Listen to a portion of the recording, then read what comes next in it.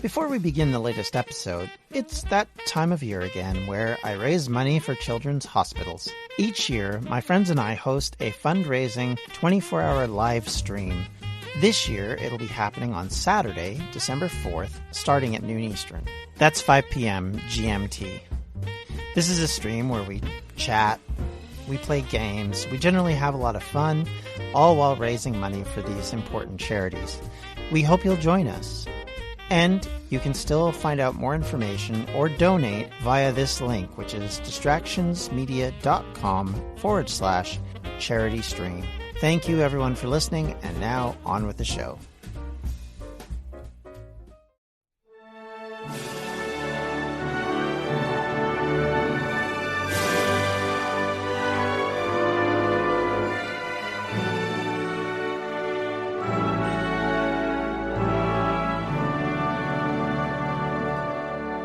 Welcome back to the Welsh History Podcast, episode 155, The Turbulent Peace.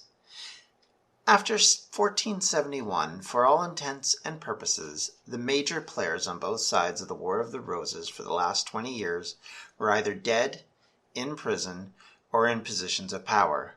King Edward IV ruled England and Wales for the rest of his life, basically unchallenged. For Jasper Tudor, the reality of this dire situation was setting in. While safe to a degree behind the refurbished walls of Pembroke Castle, he was now the only freed Lancastrian of any consequence left in Britain. He could try and once again fight a resistance campaign in Wales, but if he had any thoughts in that direction, it appears that they were fleeting at best. The king himself sent Morgan ap Thomas to deal with Jasper. His father-in-law, Morgan's, was Roger Vaughan, who had been executed by Jasper earlier in the year. Needless to say, he had little love for the Tudors at this stage. Morgan surrounded the castle, barring escape and resupply. He dug in, creating trenches that would protect his troops and create little ways for anyone to escape. Jasper and Henry were now trapped in Pembroke Castle, and it looked like they would be starved into submission by a long siege and a difficult process to lead to any sort of escape. Morgan might have no way to defeat the castle, but he could still defeat those inside by simply removing any ability for them to feed themselves or gain any sort of supply from any direction. In a strange twist to the story, a relief force finally arrived about 8 days later, a ragged bunch of various farmers and soldiers of around 2,000 men, led by Morgan's brother David ap Thomas, who, instead of helping his brother, drove him off so that he could help Jasper and Henry escape. Upon being freed, Jasper and Henry were quickly transported to the well-defended coastal town of Tenby. The mayor of the town offered them shelter. This was an individual who had worked with Jasper in the past to help build massive fortifications around Tenby to keep it safe from invasion. And while the town offered them shelter, it also offered them this fortified location that would allow them likely to stay there for a long time. But they must have known that the longer they remained in Wales, the more likely things would turn out badly for them. They were little more than well-dressed outlaws at this point. Protected and defended, but outlaws nonetheless. Sooner or later, Edward would get serious, and no amount of walls would stop him. It is actually a bit of a surprise that in all of this time, with a month to prepare, he wasn't able to create a big enough force to actually try and stop what Jasper was going to do. Whether he was either incapable because he didn't have the forces to put into play, or it was just simply a matter that he couldn't deal with these things while dealing with so many other issues that were going on at the same time. The concern over one Tudor heir to the throne may not have been strong enough to get that concerned and to push that hard. If he thought any of those things, he was very much mistaken. On June 2nd, 1471, just a month after the final defeat of Margaret, the Tudors left Tenby and Wales for over a decade. Heading into exile, Jasper had hoped to land in France to seek shelter from the king. Louis would have been sympathetic to the cause, but he also would have been a very dangerous warden. Louis XI may have feelings for Jasper as a man wronged, and also as he could use Henry as the presumptive King of England. He was also Jasper's cousin, having been related through Jasper's mother, the former Queen of England. So there were linkages there, but even with all that, Louis was ready and willing to sell you to the highest bidder if it suited his purposes. He was a Machiavellian prince if there ever was one, and to be fair to him, it would suit his purposes a lot to gain Calais away from England, to gain a lot of the things that he desperately wanted in order to secure his kingdom and deal a death blow to his rivals. If Edward offered the right price, he was not going to turn him down. However, weather plays a role in this story, as it would blow the Tudors off course, and instead of landing in the Kingdom of France, the Tudors instead landed in the semi-independent Duchy of Brittany, and it was there in the spiritual Celtic home that the Tudors met the protection they needed. Duke Francis II, unlike Louis, was unlikely to make a deal to give them up. Make no mistake, he had his own political reasons for doing so, but he was also much less likely to sell them out when it was convenient. The arrival of the two exiles who owed no land and held no titles in England and Wales meant that they were valuable only in potential. They were then held in a gilded prison for the most part, and even though this meant that they had free reign in a small area, it didn't mean they had free reign of the entire area of Brittany, and certainly were not able to own land or to gain any sort of wealth while they were there. They were just kept as valuable pawns that they appeared to be. As the presumptive Lancastrian heir to the throne was now able to command a pretty penny. Of course, Edward wants them back at any cost. He will do anything to gather Henry back into the fold, whether to execute or to at least keep him out of his way. It didn't change the fact that he wanted him back in England and he wanted him under his control. It's very likely, on the other hand, that Jasper would have found himself either at the end of a noose or the end of an axe, because likely Edward didn't have the same need to keep him around that he would have had with Henry. He didn't cut deals with Jasper's relatives. It was Henry's mother who was that were part of the Lancastrian camp previously. Killing Henry or setting him up to fail in some way or other would have only angered Margaret Beaufort and her husband, and certainly would have set a lot of trouble for the king later. So in all likelihood, Henry was always going to be protected in some way, was likely going to be reinstated as the Earl of Richmond and set aside as a trivia question at some point had Edward had his way. But that's not what happened. Instead, these expensive chess pieces were worth more than any price Edward could offer, and King Edward offered a lot to try and get them under his control, but threats, money, titles, and anything else he could offer, rather than making a deal, proved to Francis that as long as he held on to these men, the value would do nothing but go up, and so he could continue to hold it over the English as long as possible, and in the process gain from that to his own benefit. The price for the Tudors would just keep escalating as long as they remained in Brittany. Meanwhile, back in Wales, the success of the Yorkists did not mean that peace was achieved, or that the nation was completely whole. Both the North and Wales continued to be areas of unruliness. General lawless bandits and criminal activity forced local and national governments to try and move in and to try and enforce peace and stability to a greater and lesser degree of success. These problems were combined with economic and population destabilization due to the various wars and plagues. As mentioned previously, the population in Wales, specifically in the Marches, were changing. More English and Welsh nationals were intermixing, and some of their distinctive nature of the various parties started to merge. The focus in those lands became less on nationality and more on economics. The slow acquisition of wealth, combined with the deaths of so many in the hierarchy, allowed a number of people to climb the social ladder. Being married into richer, or at least more historically advantaged family names, gave more and more power to that group. This so-called squirearchy helped to fund the bards and poets to keep that famous Welsh tradition alive.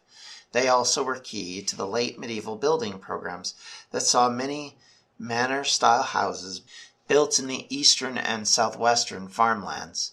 One aspect of peace meant that there was time and income to spend on homes that no longer needed walls or defenses. For the first time, possibly since the Roman occupation, there was building for the sake of showing off rather than practical defense. Even in the Principality, on the farm-rich island of Anglesey, the increasing wealth meant that there were great halls being built in places like Beaumaris. These were not the majority by any means, but it shows that changes were coming in Wales. Along with all this change came the end of the extended family farm. Instead of the general sense of cousins and other relations living in communal areas and creating small hamlets and villages where every person was related, we were starting to see more nuclear family farms being built around an individual family, a husband and wife with children. And these land holdings were modeling basically the ideas that had been in England for many years previously, were now becoming much more present in Wales. It was a process that had been happening ever since the beginning of the 15th century, but by now had increased dramatically. As mentioned in an earlier episode, for a long while, many trading partners were found for Welsh industry and agriculture in England. We mentioned before that this trade had created a method whereby goods and services, rather than being fielded out to the greater population in Europe, would have to go through England first. Now, this was an advantage for those towns and cities that could gain that trade. And because of this interlocking trade, places like Bristol became a major hub for all of this. The city grew as ships from Tenby, Chepstow, Haverfordwest, and Milford Haven traded goods back and forth through Bristol. History is the greatest adventure story. But does it ever leave you wondering what the women were doing all that time? This is Lori from the Her Half of History podcast, and the answer is that some women were seizing power, or escaping slavery, or spying for their country, or creating artistic masterpieces, while countless others were doing the laundry, getting married, and wondering why their clothes don't have more pockets. If you would like to hear the stories of women doing all of those things, check out Her Half of History at herhalfofhistory.com or wherever you get your podcasts. I'm Ken Harbaugh, host of Warriors in Their Own Words, a podcast that presents the unvarnished, unsanitized truth of what we have asked of those who defend this nation. As a country, we need these stories more than ever. Stories from Americans who have borne the battle, including 30-year-old remastered interviews with veterans from World War I recounting their time in the trenches of Europe, and with veterans from World War II, Korea, Vietnam, and from our most recent conflicts in Iraq, Afghanistan, and other battlefields Americans may never have heard of. Hear their stories by listening to Warriors in Their Own Words wherever you find podcasts. Goods came from Ireland, France, Portugal, and Spain and made their way into southern Wales via Bristol. This led to the famously named quay in Bristol being known as the Welsh Back. By 1532, 15% of Bristol's apprentices were from Wales, and almost all were from the marches in the south. The trade was not just goods, but also skilled workers looking for a new and better life in the big city. The peace of Edward may have created a level of stability, but it also brought more and more emigration. Welsh men and women sought to escape the poor agrarian life that they had generally been leading. For these people it was not war but money which brought them to serve their former enemies. Of course, effective leadership was still important in Wales, and the king had placed his trust initially in the Duke of Gloucester to command the area. But as various parts of the kingdom were troubled, it was often left to the king's brother Richard to deal with these various problems, and so he would spend very little time in Wales because he was chasing around various issues. This meant that the king had to find other options for how to deal with this large and unruly area. He first turned the reins over to a combination of leaders, including young William Herbert, the son of his former friend killed a few years back. Herbert was named the Earl of Pembroke, just like his father, and given command of the area around the southern marches. His responsibilities and abilities meant that he needed to be very skilled. His father, of course, had been very ruthless and very clever, and had always used that combination to gain more and more power and control in Wales. Unfortunately for Edward, the son was not the father. In the meantime, Edward's son was named Prince of Wales and was to be trained on how to deal with the principality for the king as he grew. Of course, he was just a small child at this point, only a couple of years old, so obviously would have no influence and no control in this circumstance.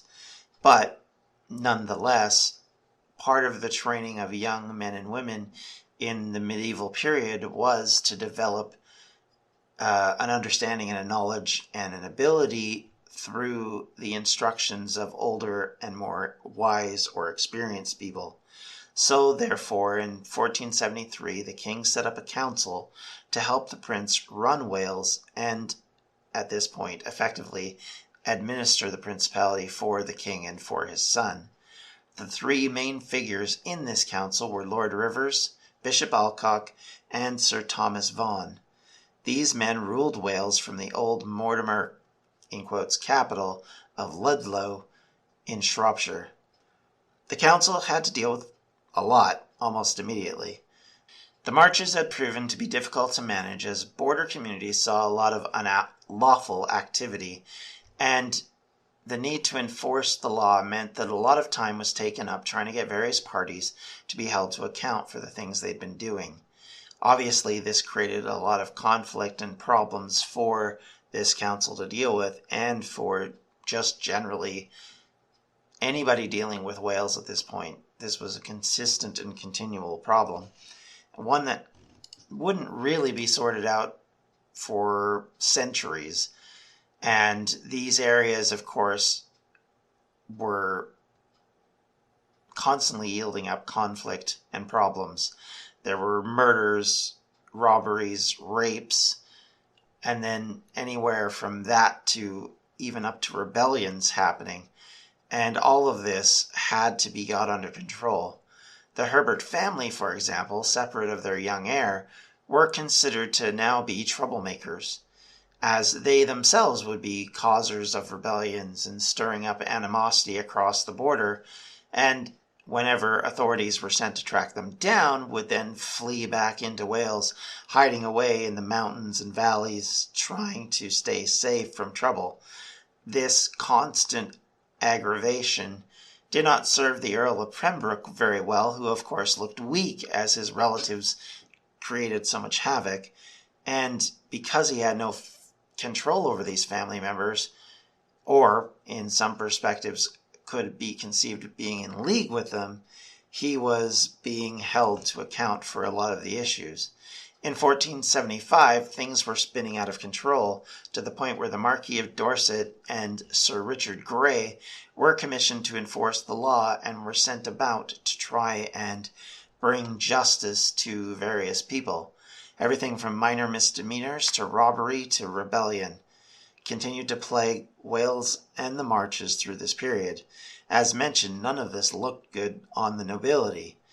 In growing frustration, the council called the Marcher lords to Ludlow on March 24, 1476, to discuss the best means to restore order in Wales. Eventually, the inability of various lords to get a handle on the civic issue meant someone had to be held accountable. For the king, that fell to William Herbert, who was seen at best as ineffective. He found out the cost of this inability in 1479 as he lost possession to the title of Earl of Pembroke. He was instead made a lesser noble as Earl of Huntingdon, and his title would eventually make its way back to the family, but he himself would not receive that title again. And even though he would eventually find himself back in the good graces of a different king a few years later. With all of these problems and with all of this constant judicial issue, Wales continued to be a struggle. While it was no longer an open rebellion, it no longer had the obvious heir to the independent throne, it was by no means an easy area to take care of. We've talked in the past about how in the medieval period, once you got outside of the cities and towns, your life was taken in your hands because there were robbers, there was murderers, there was all sorts of misappropriation that could happen to you as you traveled. And while certainly it wasn't always bad, there was enough problems that you would find yourself in trouble if you went down the wrong alley, the wrong forest, into the wrong set of mountains, basically. And all of this continued to increase and not decrease as the Middle Ages continued. And you can understand why, due to the financial issues that were continuing to grow. Wales had been devastated by multiple wars and continued to struggle to rise back up from the economic problems that had been incurred through the Glyndŵr period, and even going back, I would argue, to the Plague period of the previous century.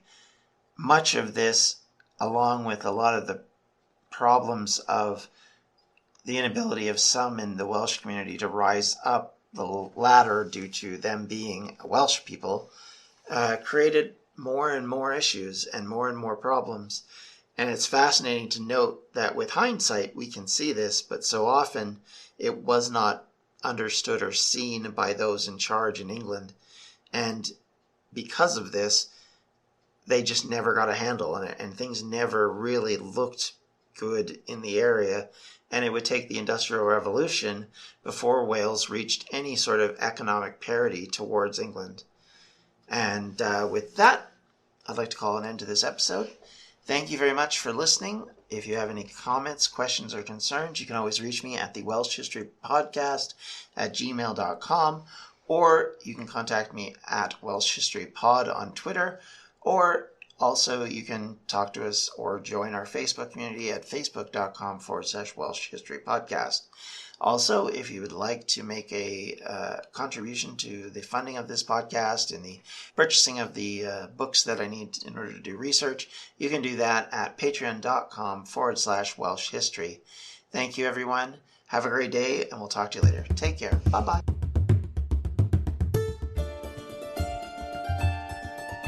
This has been a Distractions Media production. For more info, you can check out everything we do at distractionsmedia.com. Hello, this is Gary Chahot welcoming you to check out the French History Podcast. Our main show covers the history of France from the first humans until present. If you liked Mike Duncan's The History of Rome and wanted a similar program covering the land of beauty, culture, and love, we are exactly that. We also host world-renowned scholars who have delivered guest episodes on their specialties, including 18th century pirates, revolutionary booksellers in 20th century Paris, the special friendship between the Marquis de Lafayette and Thomas Jefferson, and numerous others. Learn what you love and listen to the French History Podcast today.